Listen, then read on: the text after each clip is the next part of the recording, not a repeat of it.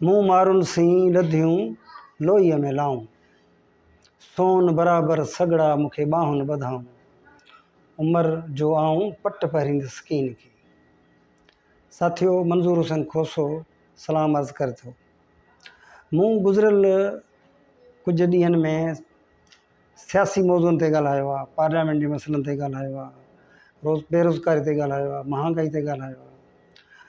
पर मूंखे हिकिड़ो जेको मौज़ू हो त असांजो जेको माण्हू आहे उहो सिंधी ॿोली विसारींदो थो वञे, उनखे लिखण में पढ़ण में तकलीफ़ थिए थी। ख़ासि करे असांजो शाह लतीफ़ भिटाई जो जेको कलाम आहे उहो त कुझु माण्हुनि खे पढ़ण बि नथो अचे, चवणु नथो अचे ऐं उन ते तबसरो करणु नथो अचे।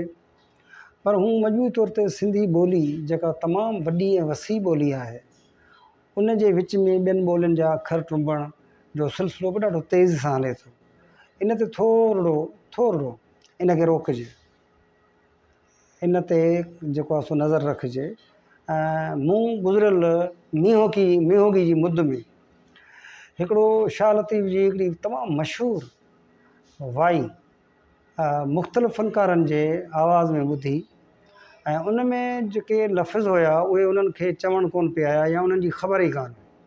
मिसाल तौरु हिकिड़ो मशहूरु गीत हो जेको मींहं जी मौसम माना जॾहिं वसकारो थिए थो उन में ॻायो वञे थो त राति बि मींहड़ा वठा खेवणियनि खेल कया वांढियारनि जे मुल्क मथे। हाणे असांजे घणनि फ़नकारनि सवाइ मोहम्मद जुमन जे ॿियनि समूरनि फ़नकारनि इहो वांढियारा कोन चयो आहे। हाणे वांढियारनि जे मुल्क मथे शाह लतीफ़ तमामु घणो आवाम में वञी इहो अखर चयो अथसि या लिखियो अथसि या लफ़्ज़ इस्तेमालु कयो अथसि, ॻाल्हायो अथसि त राति बि मींहड़ा वठा खेवणियनि खेल कया वांढियारनि जे मुल्क मथे। हाणे वांढियारा छा आहिनि हिते असांजे फ़नकारनि किन लिखियो आहे, किन चयो आहे ॿाझारनि जे मुल्क मथे, किन चयो आहे वणजारनि जे मुल्क मथे। असांजे तमामु वॾे मौसीक़ार ऐं मौसीक़ी जे वॾे ॼाणू जनाब बेदल मसरूर साहब जी अॼु खां 30 साल अॻु में अञा 40 साल अॻु में हिकिड़ी कैसेट आई हुई, वॉइसिस ग्रुप ऑफ म्यूज़िक या वॉइसिस ग्रुप ऑफ म्यूज़िक। उहा पुराणी कैसेट आहे। उहा हाणे मूं जॾहिं उहा ॿुधी त उन में हुन इहो कलाम बि इहा वाई बि ॻाई हुई, पर उनजो सुर जेको ॿियो हो, मोहम्मद जुमन जे ॻायो उहो कोन हो, अञा पोइ हुनजो पंहिंजो तख़लीक़ी सुर हो।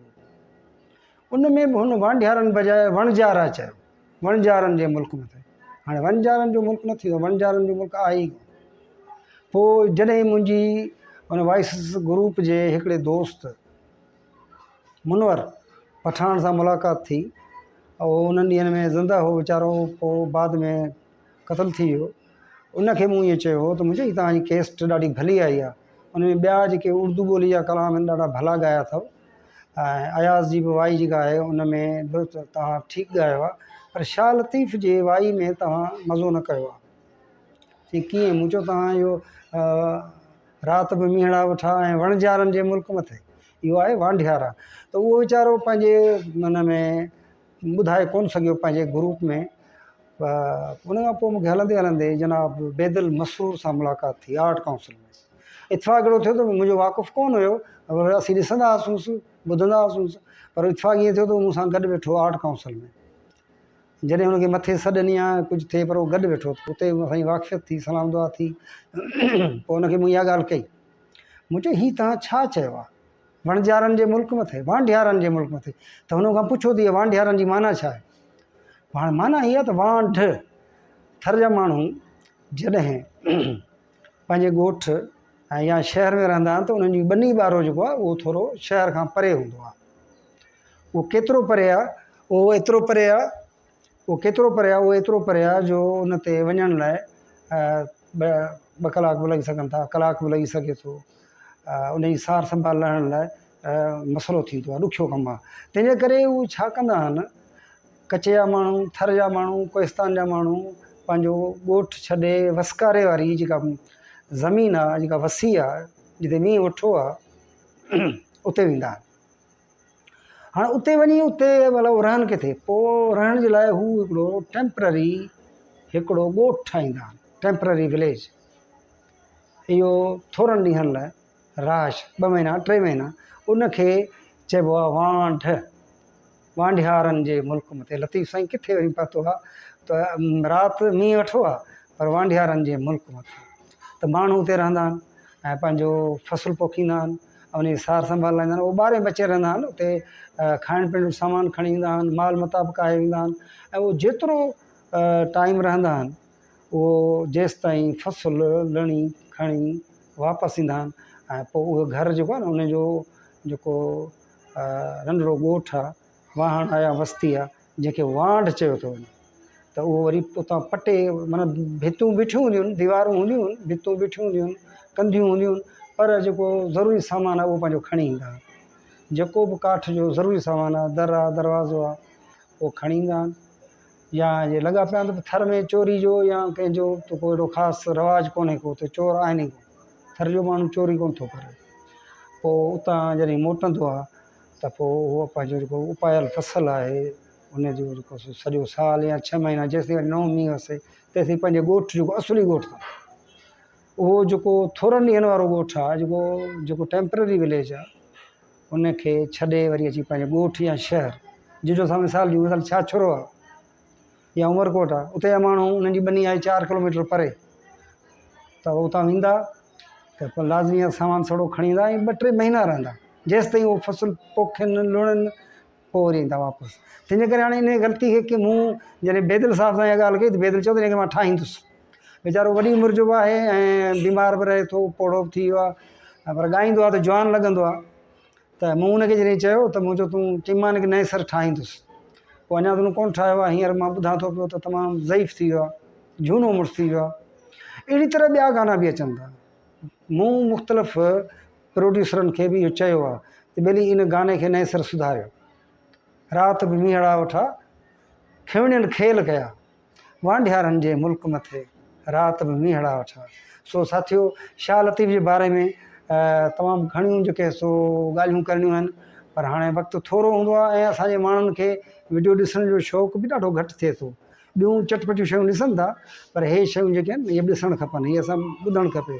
नओं नसुलु जेको हाणे किताब पढ़णु छॾे वियो आहे, या शाह लतीफ़ हाणे पढ़ायो बि कोन थो वञे। कराची में असां रहूं था, कराची असांजे ॿारनि खे शाह लतीफ़ नथो अचे। तंहिंजे करे अचो त पाण गॾिजी सिंधी ॿोली जो बचाव कयूं। सिंधी ॿोली जे बचाव करण में पहिरीं असांखे शाह लतीफ़ जो कलाम बि पढ़णो पवंदो, छो त उन में सॼी सिंध आहे, राग आहे सिंध जो।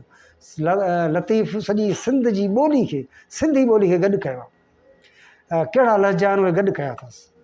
जेकॾहिं हिंगलाज वञे थो त उतां जो लहजो असांखे ॿुधाए थो, जेकॾहिं वञे थो ॿी कंहिं जाइ ते त मिसाल तौर शाह लतीफ़ कच्छ वियो, के रमी वियूं रूम ॾे, किनी वसाया वलहार, हाणे वलहार लफ़्ज़ इहो इन पासे जो, थर जे पासे जो, कच्छ जे पासे जो, के किनी भुज भिजायो, भुज शहर आहे। त इन क़िस्म जूं ॻाल्हियूं जेके आहिनि सो असांखे नए सर महफ़ूज़ करणियूं पवंदियूं। हिननि जी हिफ़ाज़त, ॿोली जी हिफ़ाज़त, पंहिंजे वतन जी हिफ़ाज़त, पंहिंजी क़ौम जी हिफ़ाज़त आहे। त अचो त ॿोली जी हिफ़ाज़त कयूं। सिंधी माण्हू शाह लतीफ़, सचल सरमस्त, हमल फ़क़ीर ऐं ॿिया जेके शाइर आहिनि, शेख अयाज़, इनखे चङी नमूने सां पढ़नि ऐं पंहिंजो टाइम ॾाढो सुठो पास थींदो। जॾहिं माण्हू शाह लतीफ़ खे पढ़े थो या शाइरी पढ़े थो सचल जी, या अयाज़ खे पढ़ूं था, दिलि बि ख़ुशि थींदी आहे। हिक ॿिए जे कचहरियुनि में इहा ॻाल्हि कंदा आहियूं त ॻाल्हि ॻाल्हि ते चवंदा आहियूं त सचल हीअं चयो आहे, लतीफ़ हीअं चयो आहे। ऐं त घणे भाङे ॻाल्हि ॻाल्हि ते लतीफ़ जी ॻाल्हि कंदो आहियां। कहिड़ो बि माण्हू मुंहिंजे साम्हूं हुजे, उर्दू वारे खे बि चवंदो आहियां त हमारे लतीफ़ ने ये कहा है। ऐं बलोचन खे चवंदो आहियां त लतीफ़ 40-50 त बैत तव्हांजी हिन में ॿोली में ॻाया अथसि। उहे ॾाढा ख़ुशि थी वञनि, वरी पढ़ी ॿुधाईंदो आहियां। ऐं ॿी ॻाल्हि हिकिड़ी ख़ासि मूंखे विसरी थी वञे, उहो त असांजो लतीफ़ जो बैत हूंदो आहे ऐं वाई हूंदी आहे, उहो शेर न हूंदो आहे। उहो बैत ऐं वाई ॻाल्हाइजे, जॾहिं बि ॻाल्हि कजे त बैत चइजे ऐं वाई चइजे। सो दोस्तो, अॼु मां इन ते ई जेको आहे सो पंहिंजी वीडियो पूरी कयां थो। जेकॾहिं पसंदि अचे त त मुंहिंजी हिमत अफ़ज़ाई कयो, इनखे सब्सक्राइब कयो, लाइक कयो ऐं कमेंट्स ॾियो ऐं दोस्तनि सां शेयर कयो। तव्हांजी वॾी महिरबानी।